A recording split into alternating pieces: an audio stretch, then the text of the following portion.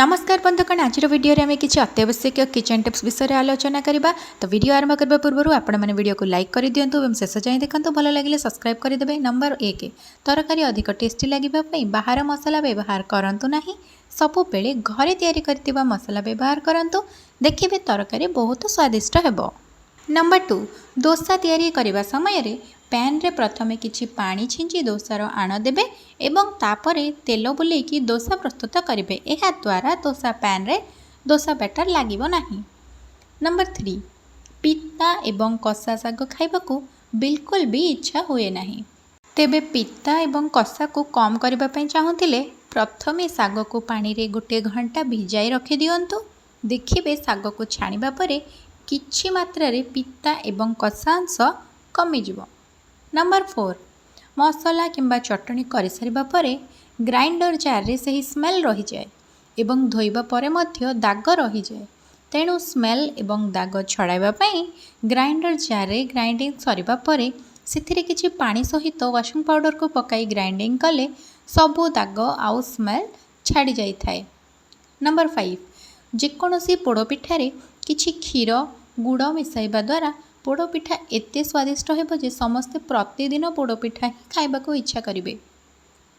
Number 6 pakora को आहुरी अधिक crispy करबा पई हेले सेथिरे चाउल गुंड एवं गरम तेल 2 चमच पकाइले पकोड़ा अधिक टेस्ट एवं क्रिस्पी होई थाए।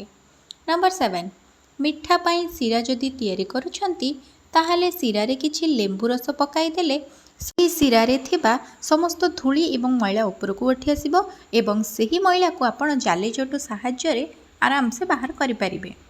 नंबर 8 डालमा तैयारी करबा समय रे सेथिरे किछि अल्प गुड़ मिसाइबा द्वारा डालमार टेस्ट आहुरी 2 गुण बढ़ी जाई थाए। नंबर 9 धनिया पत्र एवं टमाटो चटनी तैयारी करबा समय रे कंचा टमाटो बदल रे आपण माने पोड़ा टमाटो किंबा तेल रे भजा हितिबा टमाटो उपयोग करबा द्वारा टमाटो चटनीर स्वाद 2 गुण हो जाई थाए एवं बहुत स्वादिष्ट लगी थाए।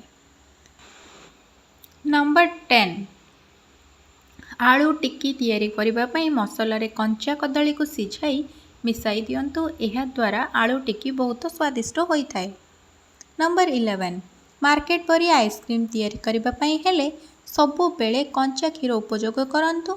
एहा द्वारा आइसक्रीम नरम एवं स्वादिष्ट होई थाए।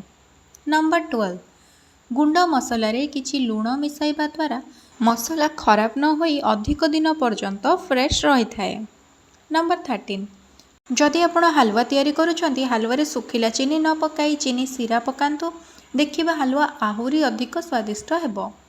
नंबर 14 डोसा को अधिक क्रिस्पी तैयारी करबा पई डोसा मिश्रण प्रस्तुत कला बेले सेथिरे किछि मेथी दाना मिसांतु, नचेत आपण आणरे मेथी पाउडर मिसांतु। नंबर 15 शीत दिने दही शीघ्र जमाइबा पई हेले गोटिए बासन रे किछि गरम पानी रखी ता उपरे आउ गोटिए बासन रे किछि क्षीर रखंतु। एपरि कले शीत दिने दही शीघ्र जमी थाए। नंबर 16 अदा रसुण एवं कंचा लंकार बटा मसला को अधिक दिन पर्यंत फ्रेश रखिबा पई चाहुतिले सेथिरे सोरिष तेल एवं हळदी मिसाई बाटी दियंतु एवं फ्रीज रे एक एयर टाइट कंटेनर रे स्टोर करी रखंतु। एहा 15 दिन पर्यंत रखि परिबे। नंबर 17 लेंबू को अधिक दिन पर्यंत सुरक्षित रखिबा पई हेले लेंबू को गोटिए पॉलिथीन गुड़ाई एक टाइट कंटेनर रे स्टोर करी फ्रीज रे रखि दियंतु। नंबर 18 कदली एवं आलू काटिबा परे कला पड़ी जाए, तेणु कला न हेबा पई पानी रे टिके हळदी मिसाई कदली एवं आलू को भले भाबे धोई दियंतु। नंबर 19 रुटी को अधिक नरम एवं फुला फुला करबा पई चाहुतिले अटारे किछि क्षीर पकाई चकटंतु, देखिबे रुटी पूरा नरम हेबो एवं फुलिबो मध्य। नंबर 20 गोटा अंडा को तेल रे फ्राए करबा समय रे अंडा रे टिके टिके कणा करी दियंतु, फल रे अंडा आउ आखि को फुटिबो नाही कि छिटकिबो नाही। नंबर 21 सोरिष जीरा एवं फुटण गरम तेल रे फुटाइबा समय रे घोड़णी घोड़ाई दियंतु, देखिबे फुटण की गरम तेल आखि को पड़िबो नाही। फुटण को सबु बेले तेल गरम हेबा परे फुटांतु। नंबर 22 जदि आपणकर पुदीना किंबा धनिया चटनी अधिक पानी होई जाए तेबे आपण सेथिरे किछि ब्रेड गुंड मिसई पारिबे।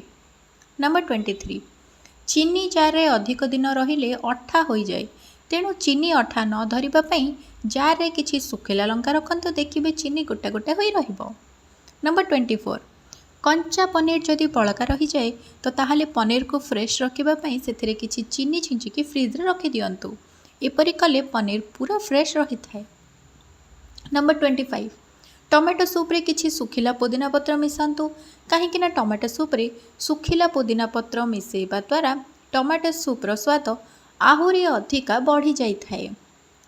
ନମ୍ବର 26, ଅଣ୍ଡା ମିଶ୍ରଣରେ 1 ଚାମଚ ପାଣି ଏବଂ 2 ଚାମଚ କ୍ଷୀର ମିଶାନ୍ତୁ ଏବଂ ଯେତେବେଳେ ଆପଣ ଅଣ୍ଡା ଭଜା କରୁଛନ୍ତି ସେତେବେଳେ ବଟରରେ ତିଆରି କରନ୍ତୁ।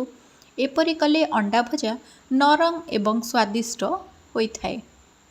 ନମ୍ବର 27, ଆମ୍ବ ଆଚାରରେ ହଳଦୀ ଏବଂ ଲୁଣ ଦେବା ପରେ ଯେଉଁ ପାଣି ବାହାରେ ସେହି ପାଣିକୁ ଆପଣ ଆଚାରରେ ଉପଯୋଗ କରନ୍ତୁ ନାହିଁ, କାହିଁକିନା ଏହି ପାଣି ଆଚାରକୁ ଶୀଘ୍ର ଖରାପ କରିଦେଇଥାଏ।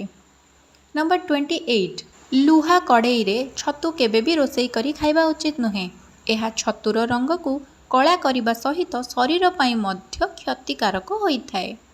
ନମ୍ବର 29, ତରକାରୀ ଏବଂ ଡାଲମା ଯଦି ତୈଳ ପୋଡ଼ିଯାଇ ବାସ୍ନା ହୁଏ ତାହେଲେ କଳା ଜିରା ଏବଂ ପାନମଧୁରୀକୁ ହାଲକା ଭାଜି ଗୁଣ୍ଡ କରି ତରକାରୀ ଏବଂ ଡାଲମାରେ ମିଶାନ୍ତୁ।